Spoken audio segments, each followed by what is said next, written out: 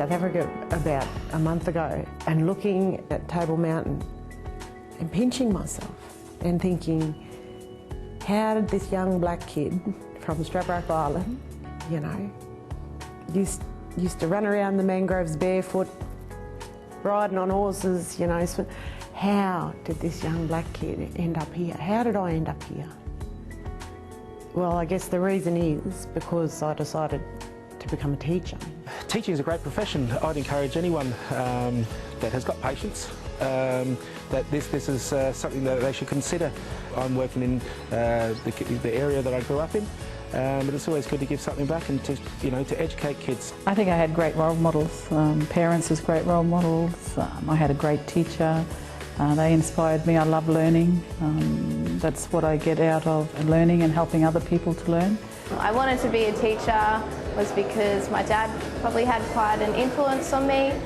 He was a teacher himself, and I also want to be a role model. I want to make a difference in people's lives, in children's lives. I want to inspire.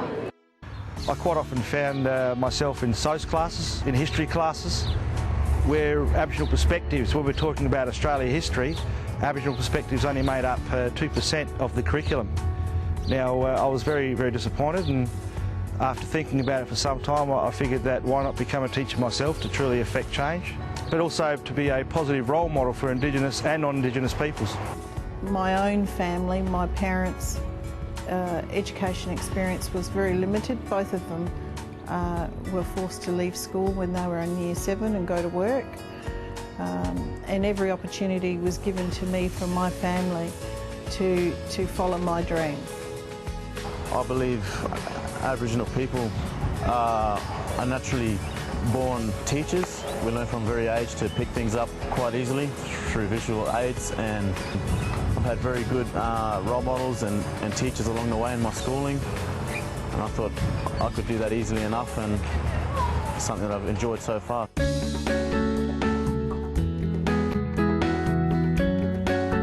Well, the communities need to make sacrifices and put their children's needs before their wants. They also need to place an emphasis on preschool. Never before has this been more critical to ensure that our Aboriginal children do start their schooling on a level playing field, and this flows on through their schooling career. We use the term, we're not crossing our fingers anymore and just hoping for the very best. We're going to make sure that whether it's the university, whether it's the school, or whether it's our community is expected to do in terms of the responsibilities to support our young people, that we're actually doing that. And we're accounting to someone to doing that. So we account to our community and we account to our agency as well.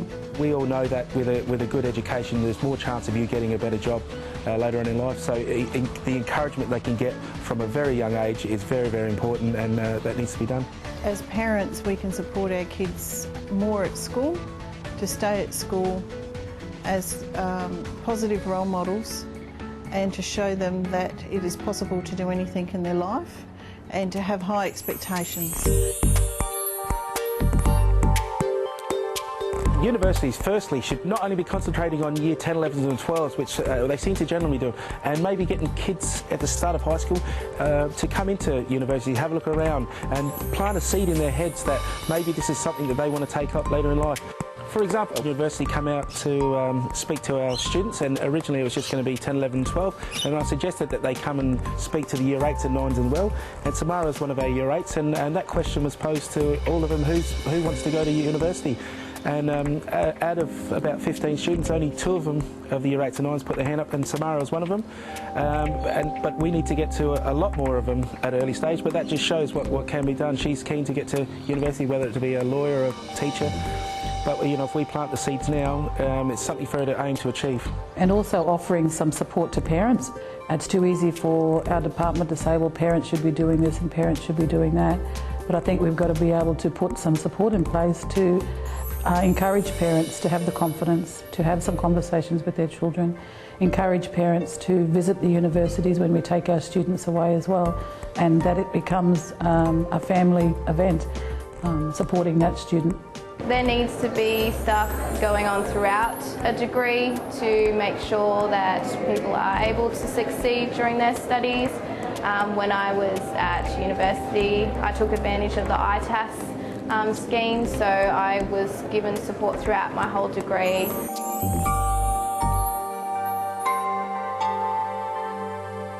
Ensuring that the school setting is culturally appropriate, and I'm not talking about painting the hallways with Aboriginal paintings, I'm merely talking about an acceptance by school communities of Aboriginal perspectives and knowing that it will take some time to improve our outcomes and that educators are pivotal in this process. Offering and supporting beginning teachers with a really effective induction program that they would work with me in developing so that it was tailored to the individual person and their needs is crucial for them to be successful. Every time there is an issue with an Aboriginal person, it doesn't mean only Aboriginal people can deal with it. It's not a white teacher, white student, or a black teacher, black student world where we all teach each other. Yeah, so that's the sort of thing, as a new employer, they need to be thinking about. With kids not making it all the way through high school, a bit more could be done in supporting those guys.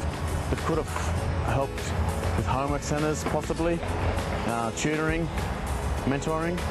It wasn't until I came to university that these structures were in place. So if schools were able to get these programs up and running, well, then there's no doubt in my mind that those kids could have made it through. To encourage more kids, Aboriginal kids, to become teachers is a great thing, because the more people they see in a teaching role, the more it encourages them to come to school, okay, to get an education and to know it's just not a white man's world or a white man's place. We have a room full of students who have 25 different stories, and we need to be aware of that. But developing an understanding of each and every student is very important to a teacher to better deliver an appropriate education. I believe I have an obligation as an Aboriginal person to teach about my culture. We're not only just good at playing footy or soccer, we're not just these stereotypical Aboriginal people living out in the bush. We're more than capable of coping in society. So yeah, it is our responsibility to teach them about our ways, but also that, you know, with the change of time, we've progressed with our culture as well. It doesn't matter how disadvantaged you are, education is the power to break out of that disadvantage. I think most of us, in many ways, entered this noble profession because we do want to change the world. This is another push in the momentum of that process of changing the world for our children. Thank you very much.